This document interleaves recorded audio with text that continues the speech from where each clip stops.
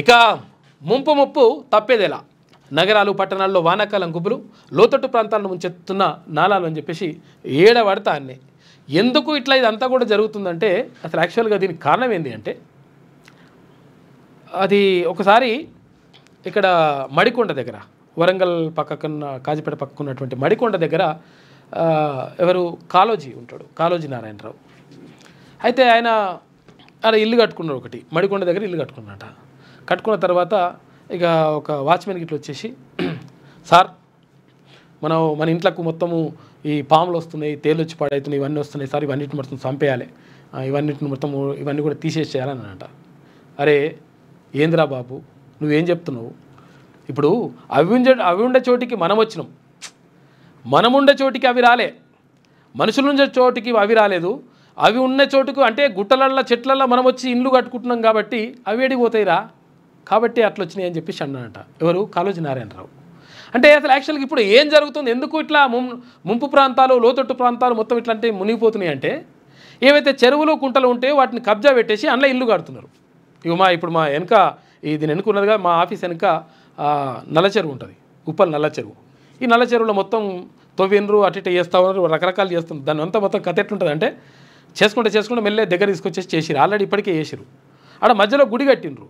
గుడి కట్టినప్పుడు నేనేమనుకున్నా అంటే అసలు యాక్చువల్గా అట్లా వస్తుంటే అరే మధ్యలో గుడి కడుతున్నట్టున్నారు, కడితే ఒక చిన్న వంతెన వేసి మంచిగా పర్యాటక కేంద్రం చేస్తారేమో, అట్లా మంచిగా చేస్తాట్టున్నారని నేను అనుకున్నా. కానీ ఆ గుడి దాకా ఒక 8-10 ఎకరాలు కథం చేసి పడేసిండ్రు. అది మొత్తం మట్టి పోసేసి ఇప్పుడు ఆడ ప్లాట్లు కొడతారట. ఇటువంటి కథ జరుగుతుంది. కాబట్టి ఏమవుతుంది, ఇక్కడ చెరువులలో, తర్వాత కుంటల్లో, ఇక్కడ లోతట్టు ప్రాంతాల్లో, తర్వాత నదీ పరివాహక ప్రాంతాల్లో, ఇప్పుడు ఖమ్మం జిల్లా, ఖమ్మం ఉన్నది, ఇప్పుడు పట్టణం ఉన్నది. ఈ ఖమ్మం పక్కన ఇక్కడ నది పోతుంటుంది. మరి పోతుంటే ఆ పక్కన ఏమవుతుంది అసలు యాక్చువల్గా అక్కడ బఫర్ జోన్కు, తర్వాత ఇక్కడ FTL అంటే ఫుల్ ట్యాంక్ లెవెల్కి, తర్వాత బఫర్ జోన్కి కొంచెం దూరంగా ఇండ్లు కట్టుకోవాలి.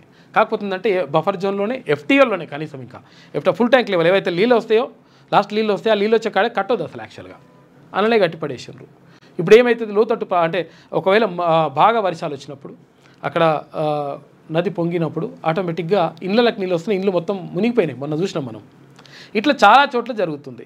ఇక్కడ హైదరాబాద్లో కూడా 200 చెరువులు మొత్తం కూడా కనుమరుగు చేసేసిండ్రు, కథం చేసి పడేసిండ్రు.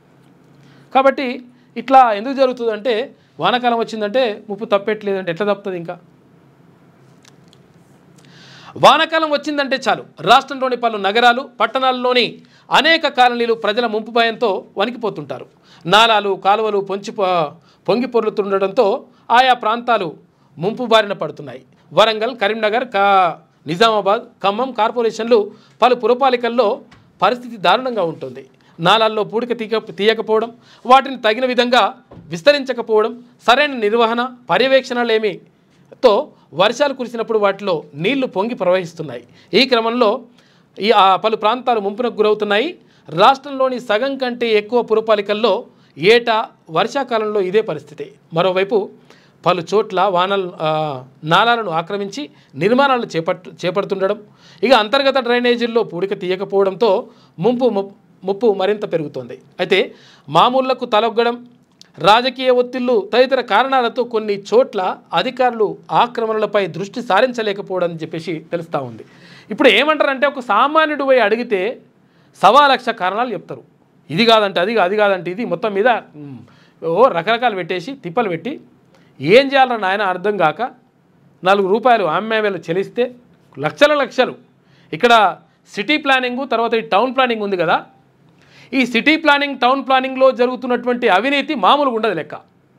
ఏమైతా ఉందంటే అసలు యాక్చువల్గా వీళ్ళకు ఎట్లా ధీమాతో ఉంటుంటారంటే చెప్తే అసలు యాక్చువల్గా పని అంటే ఎట్టి పరిస్థితుల్లో కరెక్ట్ ఉన్నా కానీ దానికి ఏదో ఒకటి లింక్ పెట్టేసి ఇది కాదు ఇది చేదు అని చెప్తారనమాట. చేస్తే ఏమవుతుంది, ఏమనంటే చెల్లించుకోవాలి. ఇట్లా ఎందుకు వాళ్ళు భరోసాతో ఉంటున్నారు అంటే వాళ్ళు డైరెక్ట్ పైసలు తీసుకోరు.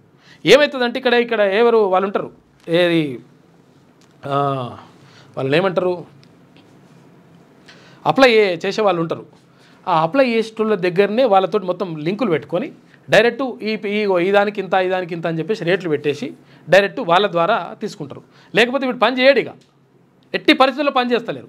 ఈ GHMCలో ఇంకా దారుణంగా దాపరం అయిపోయింది. మొత్తం ఇష్టం వచ్చినట్టుగా రాజ్యం అయిపోయింది, ఎవ్వరికి వాళ్ళకే. పెద్ద మనిషిని అడిగినా నేను ఒక ఆఫీసర్ని, ఏంది ఏంది మరి ఇట్లా కథ ఎట్లున్నది, ఇట్లా అక్రమాలు ఇట్లా నడుస్తూ ఉన్నాయి అంటే, ఒకవేళ అట్లా చూసుకుంటే ఈ హైదరాబాద్లో సగం ఇండ్లు ఖతమైపోతాయని అంటుండు. మరి ఇంకా అట్లున్నాక ఇంక మరి ఆఫీసర్లు ఎందుకు మరి? హైకోర్టు కూడా అంటుంది మరి అక్రమ కుట్ర కట్టడాలు కూల్చేస్తాం బిల్ చేస్తాం అని అంటున్నారు, మంచిగా ఉన్నది. మరి కట్టకుండా చూసుకుంటే మంచిగా అప్పుడు ఏం చేస్తారు? అప్పుడు ఏమన్నా మీ కళ్ళు మింగినాయా అని చెప్పేసి అంటున్నారు, పబ్లిక్ అడుగుతున్నారు. కానీ చెప్పారు ఇట్లా సమాధానం. ఇటువంటి లంగా కథలన్నీ పడతామని మమ్మల్ని ఎవ్వరు ఏం చేయలేరని చెప్పేసి అనుకుంటారు వాళ్ళు. నీ పని అవుతుంది తిరుమల క్లియర్గా చెప్పేసిండు ఆయన. ఎందుకంటే ఇట్లా మొత్తం అక్రమాలని సక్రమంగా అక్రమం ఏం చేయాలని అంటే పైసలు ఇస్తే చాలు మొత్తం కథం అంతా లెక్క.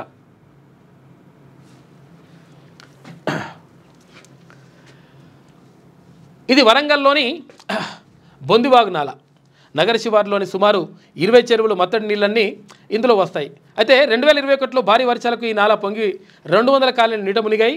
గతేడాది సెప్టెంబర్లోనూ 25 కాలనీలు ముంపునకు గురయ్యాయి. అయితే ఈ నాలా విస్తరణకు 158 కోట్ల రూపాయలతో అంచనా రూపొందించి 2022లో శంకుస్థాపన చేశారు. టెండర్ పూర్తయినా పనులు ప్రారంభం కాలేదు.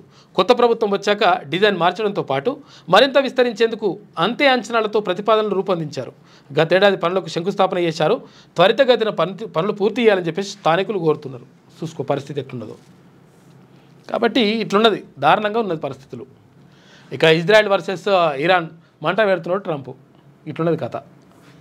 మంట రాజేస్తున్నాడు ఏమనంటే ఇంకా నేనే ఆపినా మరి ఆపవు మాడ ఏది ఇప్పుడు అక్కడ ఏది రష్యా ఉక్రెయిన్ యుద్ధాన్ని ఎందుకు ఆపలేకపోతున్నావు? నేను ఆపుతా ఇట్లాంటి ఆగిపోతే అంటున్నావు కదా. 6వ తరగతి నుండి 10వ తరగతి విద్యార్థులకు గొప్ప అవకాశం. ఏపీ, తెలంగాణ మరియు సిబిఎస్ఈ విద్యార్థులకు ఎలాంటి అడ్మిషన్ ఫీజు లేకుండా సంవత్సరానికి కేవలం 1000 రూపాయలకే ఐఐటీ స్టాండర్డ్స్ తో ఆన్లైన్ ట్యూషన్స్ చెప్పబడును. 15 ఏళ్ల సుదీర్ఘ అనుభవం గల ఫ్యాకల్టీతో క్లాసులు నిర్వహించబడును. ఇప్పుడే ప్లే స్టోర్ నుండి ధర్మవాహిని యాప్ ని డౌన్లోడ్ చేసుకోండి. వివరాలకు సంప్రదించండి 7893051526.